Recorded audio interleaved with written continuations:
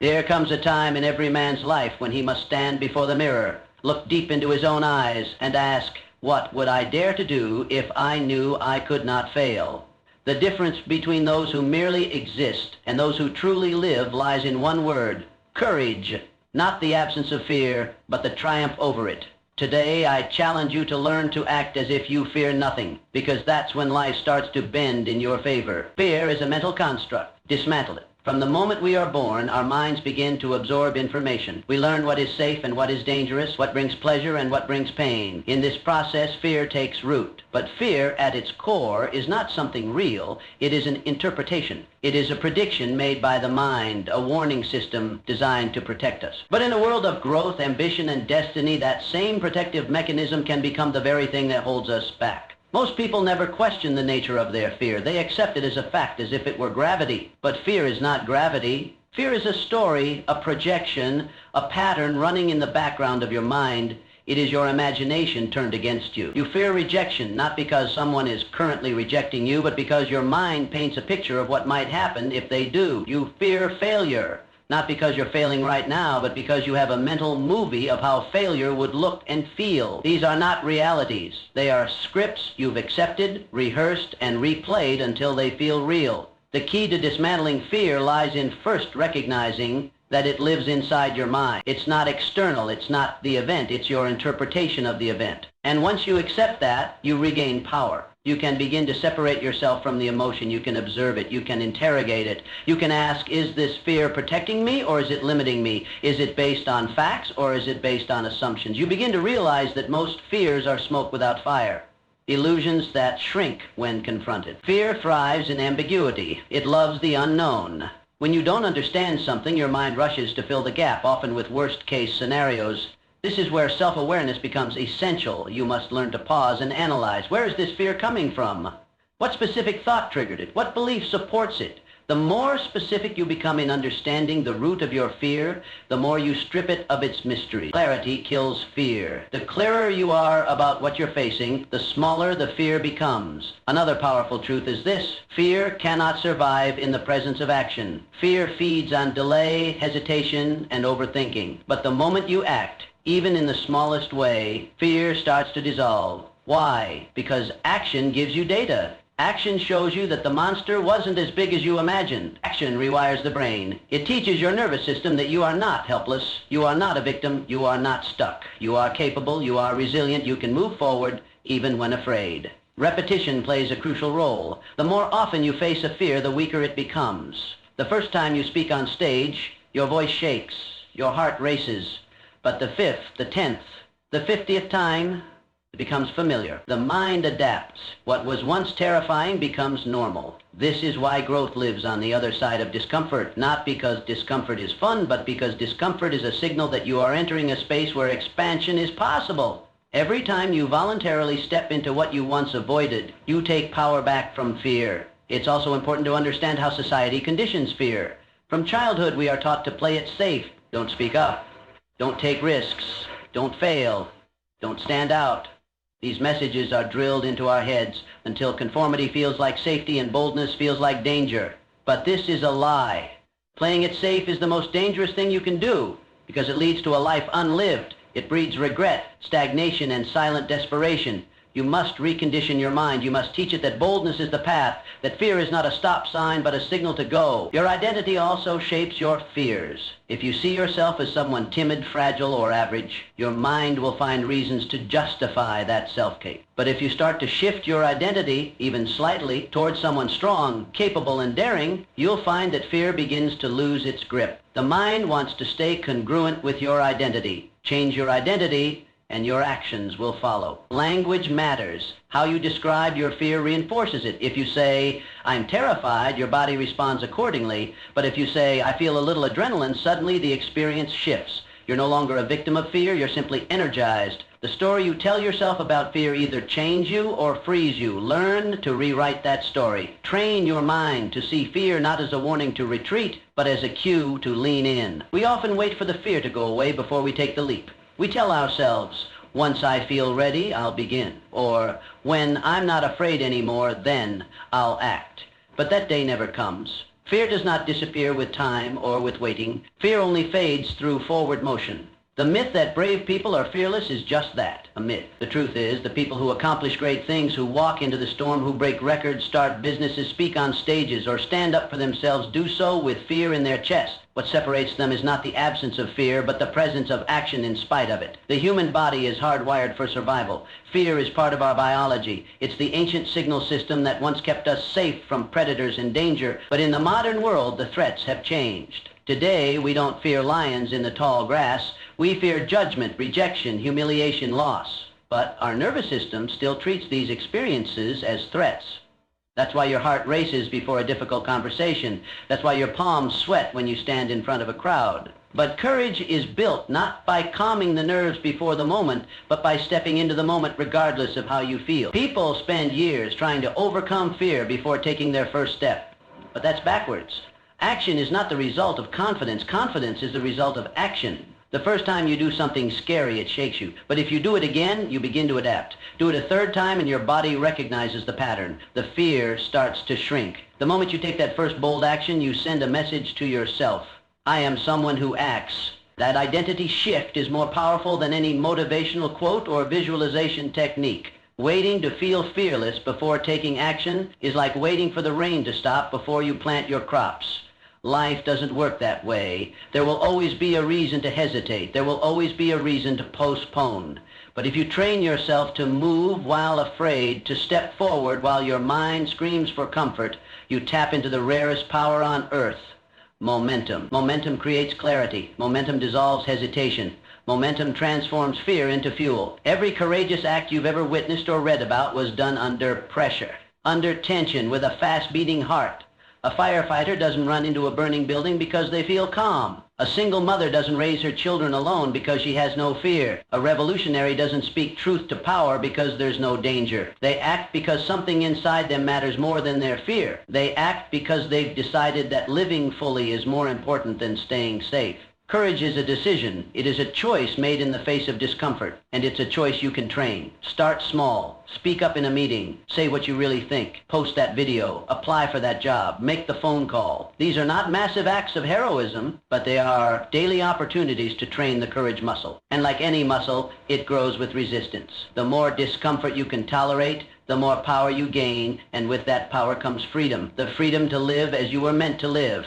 Courage is also contagious. When you choose to act despite fear, you inspire others to do the same. Your children watch. Your friends take notice. Your co-workers feel the shift. And slowly, your example becomes a ripple. An act of bravery creates another, and soon the world around you begins to reflect the change you initiated within yourself. We've been conditioned to believe that safety is the goal, that staying comfortable is the smart choice. But comfort is a cage, and the bars are built from every small decision to shrink back, to avoid, to delay.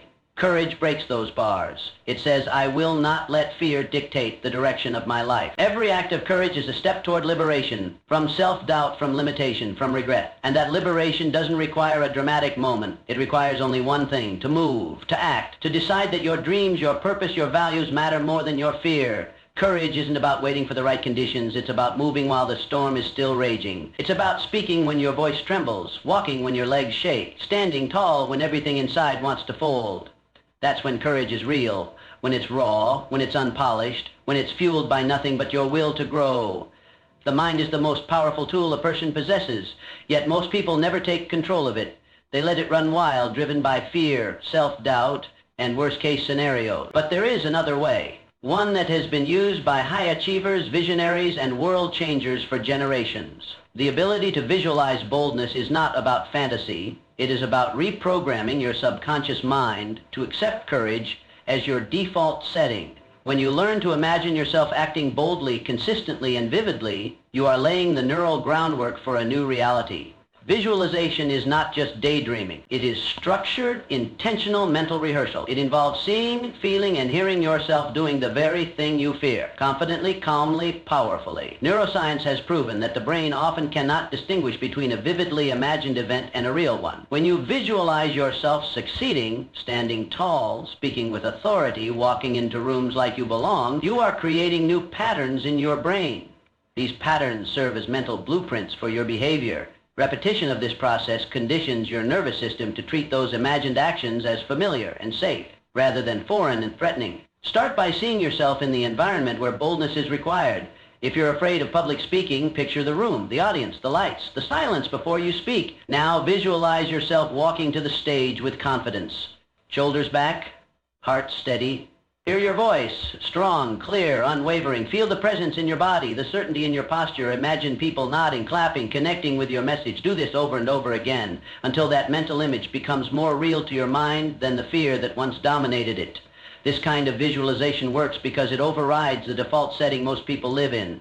The average person visualizes failure without realizing it. They imagine stuttering, freezing, being laughed at, forgotten, rejected. That loop plays on autopilot and becomes a self-fulfilling prophecy. But you can take the wheel. You can choose to program your mind with images of power, precision, and success. You can plant new seeds and water them with daily mental rehearsal. Soon the weeds of fear begin to die, replaced by the crops of confidence. Boldness is not just a behavior, it's a state of being. It's something you must wear mentally before you wear it physically. That's why visualization is so important.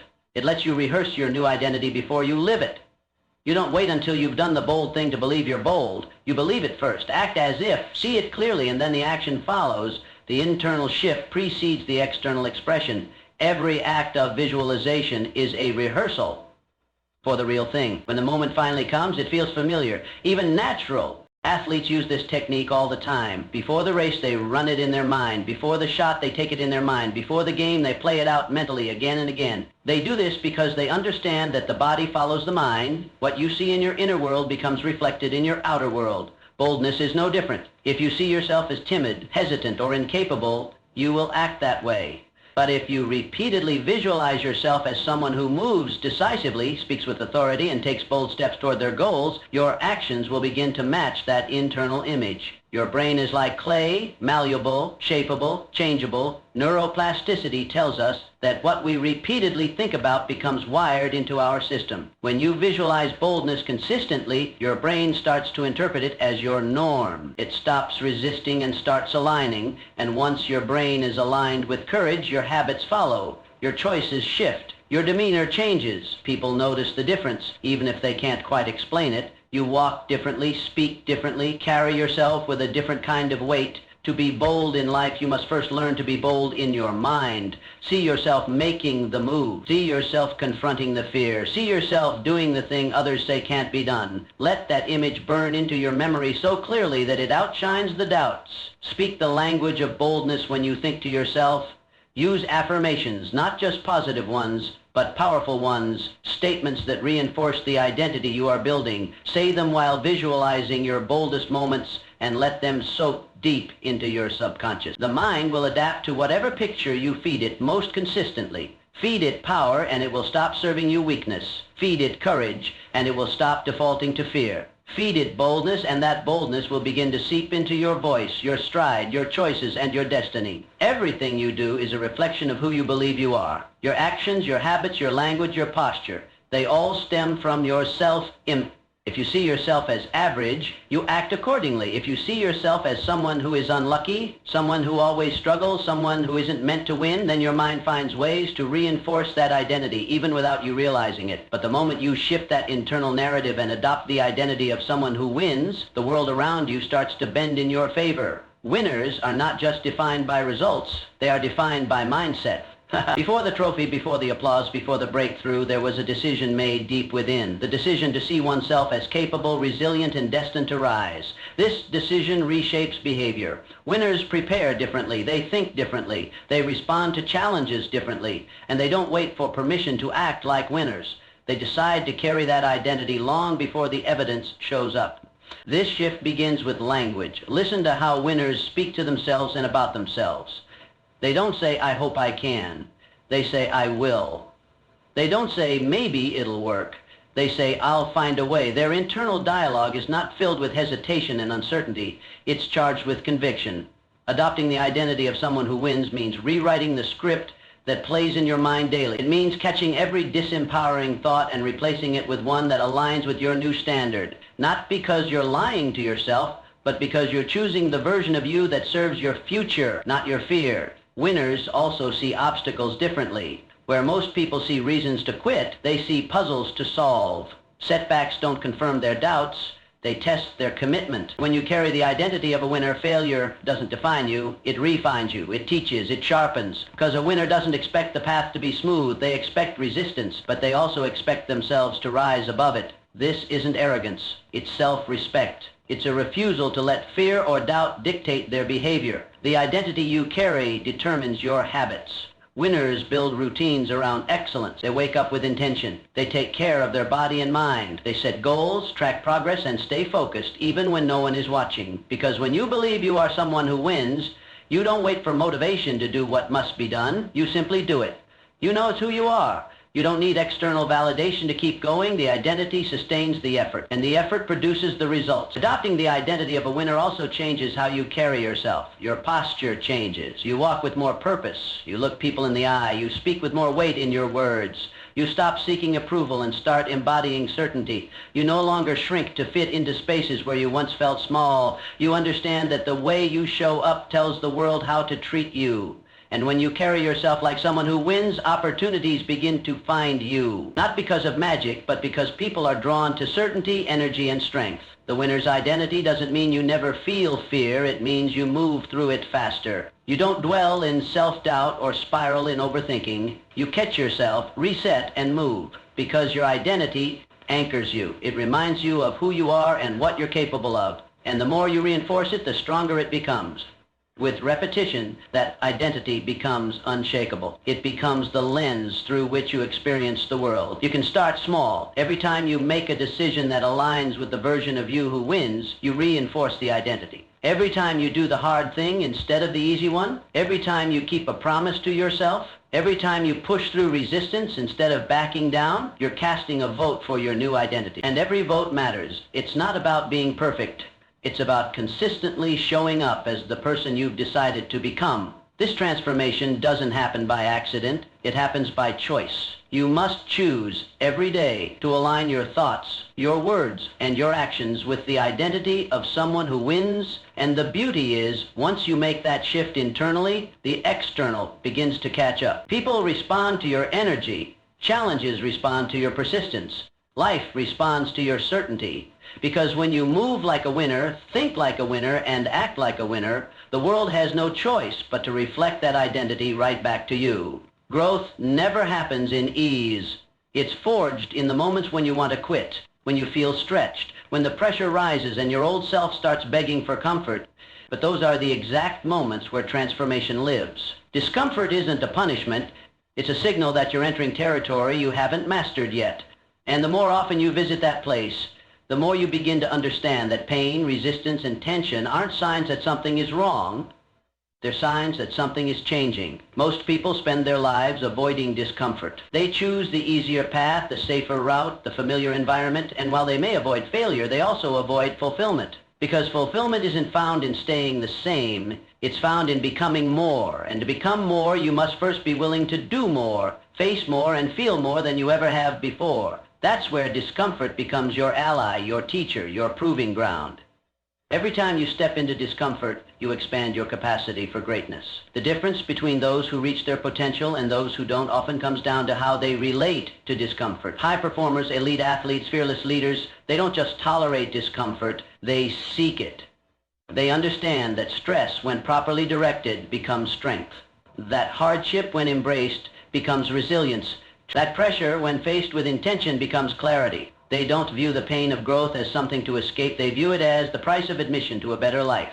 Discomfort reveals your edges. It shows you where you stop. Maybe it's the moment your lungs burn during a run, the moment you stutter in a presentation, the moment you hear no after putting yourself out there. These moments are data points. They show you where your old limits live. And every time you push just 1 inch beyond that limit, you redefine who you are. You break the illusion that your potential has a ceiling. You realize that the discomfort is not a wall, it's a doorway.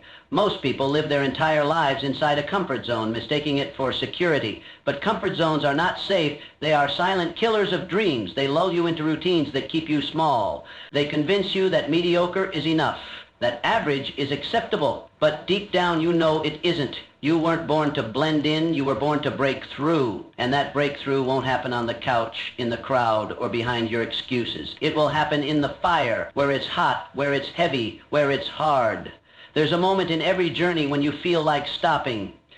That's the critical point. That's the fork in the road. You can either retreat to who you were or lean into who you're becoming. That choice, made over and over again, is what separates the few from the many. Winners, creators, trailblazers, they've trained themselves to lean into that moment, to feel the fear, the fatigue, the frustration, and still move forward. Not recklessly, but relentlessly. They've built a tolerance for discomfort so strong that what once broke them now builds them. Training for greatness doesn't always look glamorous. It looks like early mornings, lonely nights, failing forward, falling and rising again. It looks like saying no to what's easy so you can say yes to what's meaningful. It looks like showing up when no one's watching, holding the standard when no one else cares, staying focused when everyone else is distracted. Discomfort is baked into the process of mastery. There's no shortcut, no hack, just the willingness to endure and evolve. This isn't about suffering for suffering's sake. It's about choosing the kind of discomfort that serves your growth. There's a difference between pain that damages and pain that develops. The discomfort of discipline, effort, and challenge is the kind that shrinks you. The discomfort of indecision, stagnation, and regret is the kind that shrinks you. One pushes you forward, the other pulls you back. You get to choose which kind you live with. Your relationship with discomfort determines your destiny. If you avoid it, you stay the same. If you embrace it, you become unstoppable. The key is to stop seeing discomfort as something to survive and start seeing it as something to master. When you do that, everything changes. Your body adapts, your mind strengthens, your spirit sharpens. You start to realize that what once felt unbearable is now just a warm-up. What once felt impossible is now your starting point. Every time you step into discomfort with intention, you are becoming someone new, someone stronger, wiser, more focused, more resilient, someone capable of more than you ever imagined. And while the process isn't easy, it's always worth it. Because in that stretch, in that struggle, in that storm, you are being shaped for the very future you once dreamed of. Confidence is built, not born. It's the result of repeated action, not a magical trait reserved for the lucky few. People often wait for confidence before they act, believing they must feel sure, secure, and strong before stepping into the spotlight or taking a risk. But that's not how it works. Confidence is not the starting point, it's the outcome. It's what grows when you do the hard thing, when you step into fear, when you try and fail and try again. Confidence is a byproduct of effort and repetition, a reward earned through courage and consistency. At first, anything new feels uncomfortable, whether it's speaking in public, launching a business, starting a fitness journey, or setting boundaries in a relationship. The beginning always feels shaky. Your voice trembles, your hands sweat, your mind races. That's not a sign to stop, that's the training ground. Every great speaker once stuttered, every leader once doubted, every expert once fumbled. What separates the confident from the hesitant is not natural ability, it's persistence. The willingness to show up even when it's awkward, even when it's messy, even when you're unsure. Each time you act in the presence of fear, you're stacking proof that you're capable, that you can handle more than you thought, that you can survive discomfort. And the brain learns from evidence. It starts connecting the dots. I did it before, I can do it again. That's how confidence begins to build, not in theory, but in practice. It's not reading about bravery or thinking positive thoughts. It's doing the thing over and over again. Confidence is not found in silence. It's forged in action. You build confidence by keeping promises to yourself. The moment you say you'll do something and then actually do it, you send a powerful message to your subconscious. I can trust me. That trust is the foundation of real confidence. It doesn't come from applause or approval. It comes from alignment when your actions match your intentions. Every time you follow through, you're not just completing a task. You're building identity. You're becoming the kind of person who finishes what they start, who follows through despite fear, who honors their word even when no one's watching. This kind of self-trust is rare. And that's why true confidence is so magnetic. Most people are full of doubt because they've broken too many promises to themselves. They say they'll wake up early, but they hit snooze. They say they'll speak up, but they stay quiet. They say they'll start, but they delay. Over time, those broken commitments erode self-belief. But the good news is you can reverse it. One action at a time. One kept promise at a time. One moment of courage at a time. Confidence also grows when you stop seeking perfection. Waiting to be flawless before you begin is the fastest way to stay stuck. Confidence isn't about being perfect. It's about being willing to fall, to learn, to adapt. willing to try again. The people who appear most confident are often the ones who failed the most. They just didn't let the failure define them. They kept moving. They treated failure as feedback, not final judgment, and every fall became a stepping stone to greater strength. Your environment plays a role too. Surround yourself with people who encourage growth, who challenge you, who believe in your potential. Confidence is contagious. When you spend time with people who operate from strength, you begin to absorb their mindset. But even if you're alone, you can create an internal environment of power. Monitor your self-talk. Interrupt the inner critic. Replace it with a voice that reminds you of your progress, your capability, your worth. Talk to yourself like someone you love, because confidence flourishes in self-respect. The physical body also influences confidence. How you move affects how you feel. Shoulders back, chin up, steady breath. These physical cues tell your nervous system that you're safe and in control. When you walk into a room like you belong there, people respond accordingly. When you speak with presence, people listen. And every time you embody confidence physically, even if you don't feel it fully, your mind starts to catch up. The body leads and the mind follows. You don't need to wait years to become confident. You can start building it now. Take the steps, speak the truth, show up fully. Each of those choices is a brick. Stack enough of them and you'll build a fortress. Not a fake, loud, shallow kind of confidence, but the quiet, grounded, unshakable kind. The kind that comes from knowing who you are and what you can handle. The kind that isn't dependent on circumstances, but anchored in character. The kind that grows stronger with every challenge you face and every fear you confront.